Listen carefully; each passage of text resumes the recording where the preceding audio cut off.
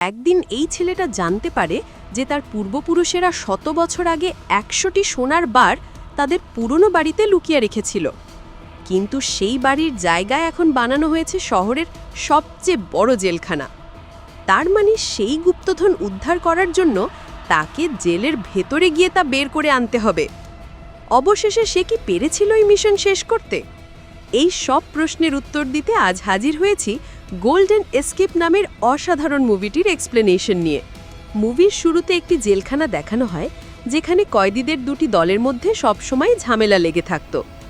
এখানে আমরা crab gang আর tiger গ্যাংয়ের মধ্যে একটি বিষয় নিয়ে উত্তেজনা চরমে পৌঁছাতে দেখি। মূলত এই জেলে কে শাসন করবে সেটাই আজ ঠিক করা হবে। তাই দুই গ্যাং যখন একদম মারামারির পর্যায়ে চলে আসে তখন সেখানে জ্যাং নামের এই লোকটা উপস্থিত হয়।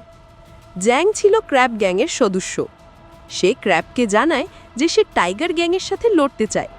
এর মানে জ্যাং নিজেকে সবার সামনে প্রমাণ করতে চেয়েছিল। এটা শুনে টাইগার গ্যাংয়ের প্রধান হেসে ফেলে, কারণ সে ছিল খুবই শক্তিশালী একজন যোদ্ধা। এরপর টাইগার তাকে এমন মার মারে যে মুহূর্তের মধ্যে জ্যাং মাটিতে লুটিয়ে পড়ে। এটা দেখে ক্র্যাব তাকে সাহায্য করতে যাওয়ার আগেই পুলিশ এসে হাজির হয়ে সবাইকে ছত্রভঙ্গ করে দেয়। কাহিনীটা একটু খাপছাড়া মনে হচ্ছে, তাই না? আচ্ছা চলো তোমাদেরকে জানাই এরা কারা আর কিভাবে এখানে এসেছে। জ্যাং নামের এই ছেলেটা মূলত একজন চিত্রনাট্যকার। বিভিন্ন সিনেমার স্ক্রিপ্ট লিখে তার দিন বেশ ভালোই যাচ্ছিল, কিন্তু গত কয়েক মাস ধরে সে তার স্ক্রিপ্ট লেখার কাজে মনোযোগ দিতে পারছিল না, যার ফলে সে মানুষের কাছ থেকে অনেক টাকা ধার করে যা সে পরিশোধ করতে পারছিল না। এই লোকটার কাছ থেকেও সে স্ক্রিপ্ট লেখার জন্য অগ্রিম টাকা নিয়েও সময় মতো ডেলিভারি দিতে পারেনি। লোকটা তাকে হুমকি দেয় যে ৪ দিনের মধ্যে স্ক্রিপ্ট জমা না দিলে তার 2 হাত কেটে ফেলবে। কিন্তু এত বড় স্ক্রিপ্ট ৪ দিনে লেখা তার পক্ষে সম্ভব ছিল না। তাই সে বাড়িতে ফিরে রাত দিন বিভিন্ন সিনেমার কাহিনী নকল করে স্ক্রিপ্ট লিখতে থাকে। কিন্তু তবুও চতুর্থ দিনেও তার পক্ষে স্ক্রিপ্ট ফাইনাল করা সম্ভব হয় না। এইসব কিছুতে জ্যাং প্রচণ্ড হতাশ হয়ে পড়লে সেদিন সে প্রচুর মদ্যপান করে।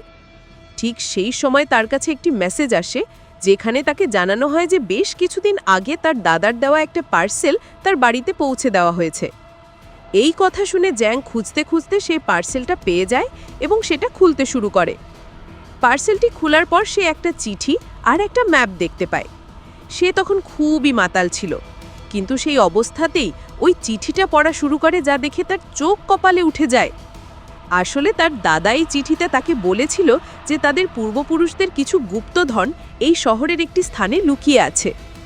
জাপান যখন তাদের দেশে হামলা চালিয়েছিল তখন তারা একটা কুয়োর মধ্যে সেই গুপ্তধনগুলোকে লুকিয়ে রেখেছিল।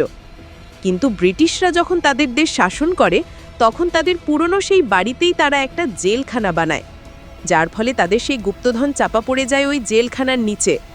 এখনই পার্সেলে দেওয়া ম্যাপটাতেই আছে সেই গুপ্তধনের লোকেশন।